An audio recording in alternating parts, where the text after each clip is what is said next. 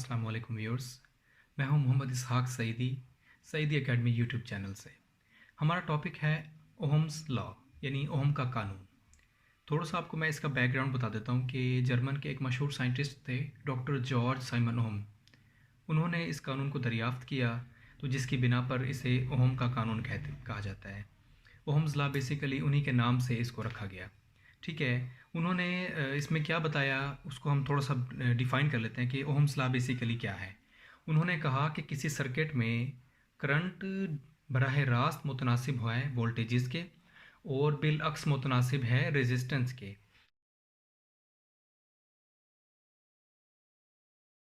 तो इसको अगर हम जब ड्रॉ करेंगे, सपोज करते हैं कि एक सर्किट में हमने ये वोल्टेज सोर्स लगा दिया और उसके साथ कनेक्ट कर दिया हमने रेजिस्टेंस। ये वोल्टेज सोर्स है V, इसमें करंट जो सर्कुलेट कर रहा है वो I है, और इसमें जो रेजिस्टेंस है वो R है। ठीक है। तो ओम्स लॉ हमने डिफ़ाइन कर लिया कि करंट रास्त मुतनासिब है वोल्टेज के, जबकि करंट बिलअक्स मुतनासिब है रेजिस्टेंस के। तो इसको जब हम मज़ीद देखेंगे तो ये कुछ इस तरह बन जाएगा। जब हम प्रोपोर्शनलिटी साइन ख़त्म करके इसको सिंपलीफाई करेंगे तो ये V is equal I are बन जाएगा। मीन कि ये वोल्टेजेस हैं,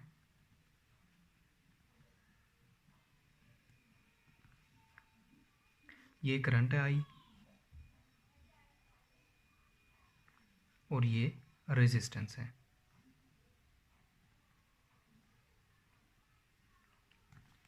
ये एक सिंपल सा जो बेसिक कॉन्सेप्ट है ओहम्स लॉ का, वो मैंने आपको बताया है। आप इसको याद रखें, ये इंशाल्लाह आपको कभी भी नहीं भूलेगा। इसके अलावा हम इसकी कैरेक्टरिस्टिक्स भी देखते हैं कि वी आई, कि हम उसको हम प्रूव करते हैं कि ओहम्स लॉ बेसिकली किस तरह बनता है। तो ये एक इसकी वी आई कर्व बनेगी सिंपल सी इस तरह।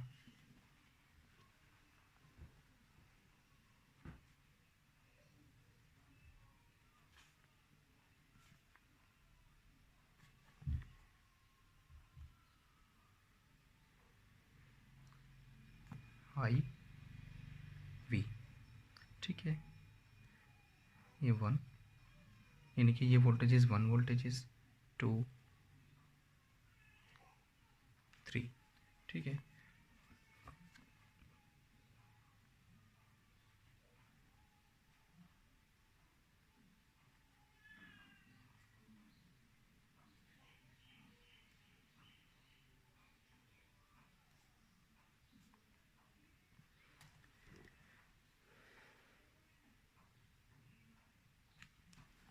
जो इसकी वी आई कैरेक्टरिस्टिक्स कर्व है वो भी बिल्कुल इसी तरह बनेगी। इससे हमें ये मज़ीद कंफर्म हो जाएगा कि करंट वोल्टेजेस के डायरेक्टली प्रोपोर्शनल है, और यानी कि करंट जब बढ़ेगा तो वोल्टेजेस भी उसी हिसाब से बढ़ेंगे, यानी करंट और वोल्टेजेस एक दूसरे के रास्त मुतनासिब हैं। तो इससे हमने जो इसकी वी आई कैरेक्टरिस्टिक्स कर्व है वो हमने ड्रॉ कर ली है। इससे भी हमें जो है ना हमारा ओहम का जो कानून है वो प्रूव हो गया है। इसके साथ साथ मैं आपको एक सिंपल सी ट्राई एंगल बता देता हूँ। ये एक सिंपल सी ट्राई एंगल है, ये आप देख लें। ये एक ट्राई एंगल है आई आर। अगर हम ये एक सिंपल सा है, ये एक फिंगर टिप है, एक आप कॉन्सेप्ट देख लें बेसिकली कि हमने जो भी डिफ़ाइन करना होगा उसके ऊपर अगर हम थंब रख लेंगे। ठीक है। वी सपोज करते हैं हमने वी डिफ़ाइन करना है, तो वी इज़ इक्वल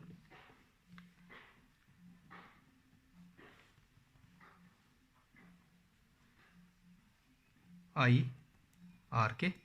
और इसी तरह अगर हमने आई फाइंड करना हो सर्किट में तो I is equal V over are.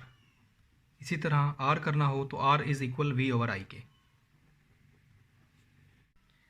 ये एक बेसिक कॉन्सेप्ट है ओम्स लॉ का। और ट्राई एंगल है, ये ट्राई एंगल आप देख लें, ये इसको आप जहन नशीन रखें, ये आपको इंशाल्लाह हर मौके पे काम आएगी।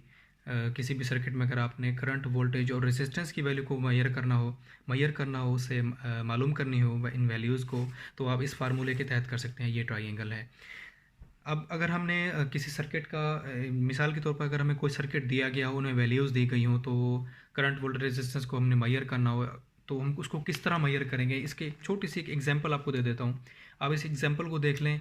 इसी एग्जांपल के तहत आप और भी मुख्तलिफ मुश्किल जो यानी कि सवालात हैं, जो इक्वेशंस हों, वो भी आप इंशाल्लाह सॉल्व कर सकते हैं आसानी के साथ। सपोज़ करते हैं हमारे पास एक सर्किट है, ये इसकी वैल्यू रेजिस्टेंस, ठीक है जी, ये कनेक्ट है एक सर्किट वोल्टेज सोर्स से,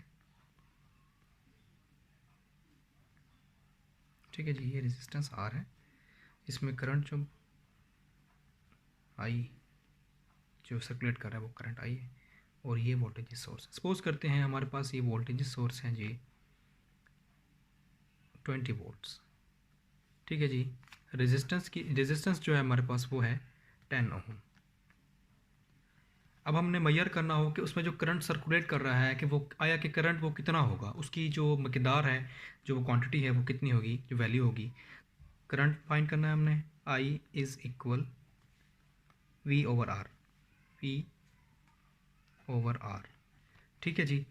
वी की वैल्यू में दी गई है 20 वोल्ट्स, और करंट की रेजिस्टेंस है हमारे पास 10 ओम, ये 10 ओम आ गया। कि हमारे पास जो इस सर्किट में करंट सर्कुलेट कर रहा होगा वो 2 एम्पियर होगा, ठीक है जी। ये हमने इस तरह करंट की वैल्यू को फाइंड कर लिया। हमारे पास एक सिंपल सर्किट था, उसमें हमने देखा कि हमारे पास वोल्टेज सोर्स हैं 20, और रेजिस्टेंस की जो वैल्यू है वो है 10 ओम, ठीक है, 10 ओम। और जो इसमें जो करंट सर्कुलेट कर रहा है वो हमें मालूम नहीं है कि कितना कर रहा है, तो हमने उसको सिंपल से हमने कैसे जो है मालूम किया, वो उसी बिल्कुल ट्राइंगल से I is equal V over R के, ठीक है, I is equal V over R के। हमारे पास वोल्टेजेस की वैल्यू दी गई थी 20 ओम, और 20 वोल्टेजेस, और रेजिस्टेंस जो है वो 10 ओम दी गई थी। हमने इस तरह बिल्कुल इसको यानी कि मालूम कर लिया कि ये करंट जो इसमें सर्कुलेट कर रहा होगा वो 2 एम्पियर होगा, ठीक है। उम्मीद करता हूँ कि आपको इंशाल्लाह ये ओम्स लॉ कभी नहीं भूलेगा। आप इसको किसी भी यानी कि लेवल तक चले जाएं आप, ओम्स लॉ जहाँ भी आपको आएगा आप इसको बिल्कुल एज इट इज़ जैसे मैंने आपको बताया आप वैसे भी लिख देंगे तो इंशाल्लाह ताला गलत नहीं होगा जी। सिंपल बेसिक जो ओम का कानून था वो मैंने आपको बताया कि करंट वोल्टेज के रास मुतनासिब होता है, और वोल्टेजेस के करंट जो है वो रेजिस्टेंस के बिलक्स मुतनासिब होता है। बेसिक कॉन्सेप्ट था ओम के कानून का, कि ओम के कानून को हमने प्रूव भी करके देखा, और ये आप ट्राइंगल भी याद रखें जी। ओम के कानून को देखा, जो बेसिक कॉन्सेप्ट था ओम के कानून का मैंने आपको वो बता दिया है। उम्मीद करता हूँ कि इंशाल्लाह आपको ये याद रहेगा। आप यानी कि किसी भी इंजीनियरिंग लेवल तक आप चले जाएं, आप इंशाल्लाह इसको अगर आप बयान करेंगे तो ये एग्जैक्ट ऐसे एज इट इज़ आप ऐसे ही बयान कर देंगे तो ये इंशाल्लाह एक्यूरेट होगा, इसमें कोई भी किसी किस्म की कोई गलती नहीं होगी इंशाल्लाह।